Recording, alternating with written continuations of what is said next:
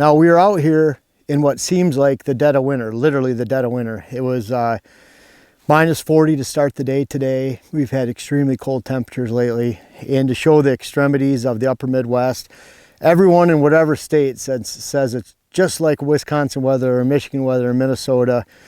You know, give it a few days, it'll change. That's Michigan for you or whatever. It's all the same. I've lived in Wisconsin, Michigan. The great thing about the upper Midwest is we actually have seasons, beautiful seasons, summer seasons, fall colors, and then we have this. And this is common throughout the upper Midwest. These temperatures are not, minus 40 was actually the coldest temperature I've ever seen. But what you can do with this weather, and what is so important about the dead of winter, is that people often forget about leaving their trail cameras out during this time of year. The trail cameras are beautiful during summer and fall because they tell us where deer are going to be, where they're at the moment. They can help you make stand decisions. They can help you decide how your hunting methods are impacting the property, how your neighbors' hunting practices are impacting the property.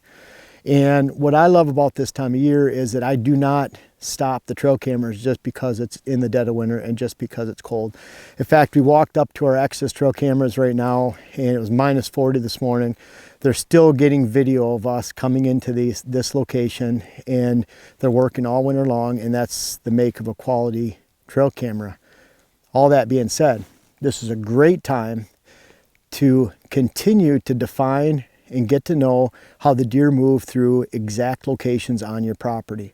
I love this time, I love the winter, because even if those mature bucks are back to their summer grounds, which are about a mile from here, if they're back to those winter areas that are low and in conifer and out of the way and near a standing cornfield that might not be there next year, they really move around during the winter and pocket up in those areas. You know, up north in the UP where I was at, they yard, and they can yard 10, 15 miles away, and then they'll come back, and they do that every single winter. And they do something like that around here. There's still deer on this property. And what's great is the deer tracks that are on here and all the deer sign, they're not just moving on this trail or that trail because it's wintertime. In this location, in this tree stand location, in this potential blind location behind me, these deer are moving as we see during the fall, as we see during the summer. They place a high priority on moving back and forth in front of this location. We have lots of great quality trail camera footage of bucks coming into this location in September, October, and then early November. This is not a late season property. But what we see during that time of year is what we're seeing right now. A lot of the deer come from behind me and off to this side right here. You can see even with the blind behind me, they're going right next to it. The blind is not bothering them in any way, and we'll talk about that in another video. But bottom line, the winter scouting and what can be done on this property is very reflective of what's going on during the hunting season. Maybe those big bucks aren't in this location, but when deer move through this area, they're moving here, they're moving right there. That determines how we access this area, how we can set up a blind, why we would set up a blind in this area, where we would set up a blind. And don't forget about, just because it's freezing cold and bitter, and I can't wait to get a hat on my ears right now, but don't forget about leaving your trail cameras out during the winter time. In fact, I find instead of looking for sheds throughout these hills on bucks that might not be here during the fall, they're just wintering over there a mile away. These deer trails and how these deer are relating to this property in this location, moving by this spot, is far important to me than finding a shed from a buck that we already know made it through the winter a mile away. The sheds are cool, great for family time, great for going out, taking the kids out, trying to find those sheds, even shed hunting with friends, and the shedoramas and everything else they have coming up on social media.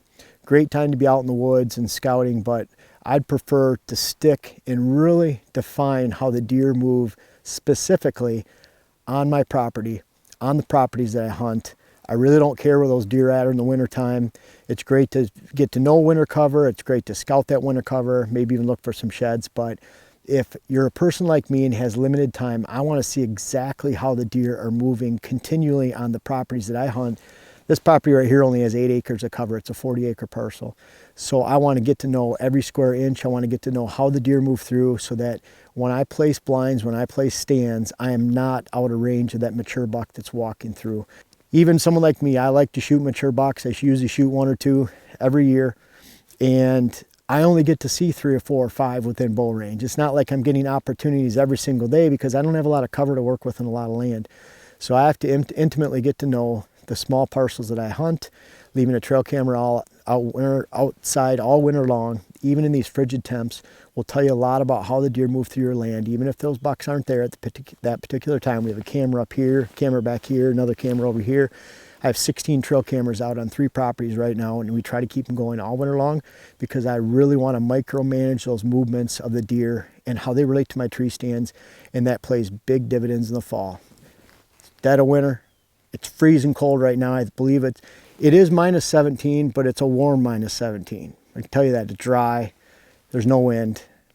I don't know how they can say it's a cool 125 or 110 down in Arizona because it's dry, but I guess you can relate it to these cold temperatures right now. We're going to get our ears covered up and these cameras back inside, but I wanted to really make a point.